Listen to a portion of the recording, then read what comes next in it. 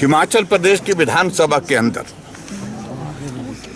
एक मंत्री महोदय इस कदर जो है वो व्यवहार करते हैं कि जैसे कि वो संविधान से ऊपर है और संविधान नाम की चीज उनके लिए कुछ नहीं है। वो ना अपने नेता के प्रति सम्मान व्यक्त करते हैं। मुख्यमंत्री उनकी तरफ इशारा करते हुए बार बार हाथ जोड़ते रहे बैठिए, आप बैठ जाइए, लेकिन उसके बावजूद विधानसभा अध्यक्ष ने भी बार बार उनको कहा कि आपकी बात जितनी आनी थी आ गई, लेकिन अनावश्यक रूप से उनको तब तक के लिए चैन नहीं आता है जब तक के लिए वो मोदी जी के खिलाफ गाली ना दे। विरोध करना तो एक बात है, जब तक वो विपक्ष के नेता के खिलाफ यहाँ विधानसभा के अंदर गाली गलौज पर नहीं आए, ये उनकी आदत का हिस्सा बन गया है।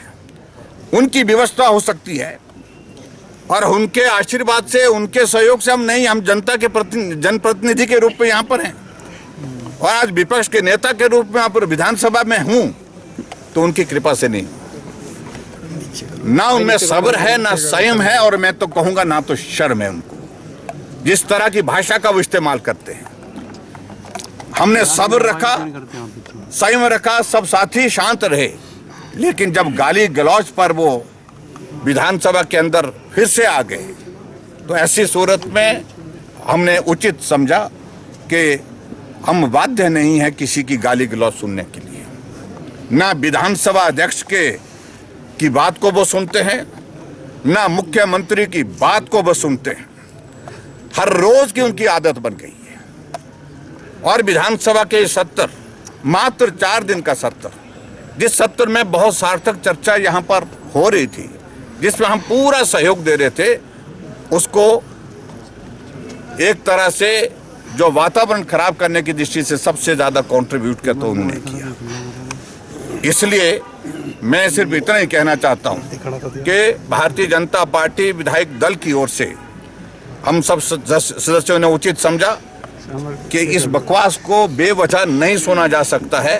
विधानसभा के अंदर या नियमों के मुताबिक चर्चा होनी चाहिए, और वो जब मर्जी उठ करके चर्चा में हर कुछ बोलना शुरू कर देते हैं, और मुझे लगा कि ये उचित नहीं है। सभी सदस्यों ने कहा कि हम सदन से बाहर वॉकआउट करेंगे। मात्र 4 दिन का सत्र, आज तक का शायद संभवतः ये सबसे छोटा सत्र है, जिसमें सत्ता पक्ष की जिम्मेवारी बनती थी कि इस चर्चा को एक पॉजिटिव डायरेक्शन में कंक्लूड करने की दिशा में आगे बढ़े। मुख्यमंत्री की स्थिति ऐसी है कि वो बोलने की स्थिति में नहीं हो पा रहे, क्योंकि उनकी बात सुनता कोई नहीं है। इसलिए आने वाले समय में, आज तो हम इस बात को समाप्त कर रहे हैं, आने वाले समय में भारतीय जनता पार्टी इस बात को सोचने पर विवश होगी कि ऐसे मंत्री को हमने सदन के अंदर सुनना भी है कि नहीं सुनना है। हो सकता है आने वाले समय में ऐसी परिस्थिति आने वाले समय में बने कि जब ये मंत्री इस प्रकार से बकवास करते रहेंगे, भारत के संविधान के खिलाफ, भारत के प्रधानमंत्री के खिलाफ और सदन में विपक्ष के नेता के खिलाफ, हमारे चुने हुए विधायकों के खिलाफ इस प्रकार की भाषा का इस्तेमाल करेंगे, हम बाध्य नहीं होंगे उसकी बात सुनने के लिए। और इसलिए हम इतना ही कहना चाह रहे हैं कि जिम्मेवारी मुख्यमंत्री के ऊपर है। अब अपने मंत्री को अगर वो संयम में रख सकते हैं, उनकी भाषा पर नियंत्रण करवा सकते हैं तो करवाएं, अन्यथा उनके खिलाफ जिस तरह से हमको अपने आने वाले समय में जो बात कहनी होगी, जिस जगह कहनी होगी, हम कहेंगे। आज विधानसभा शीतकालीन सत्र का ये अंतिम दिन था और अंतिम दिन की अंतिम चर्चा पर मुख्यमंत्री जी ने जवाब देना था।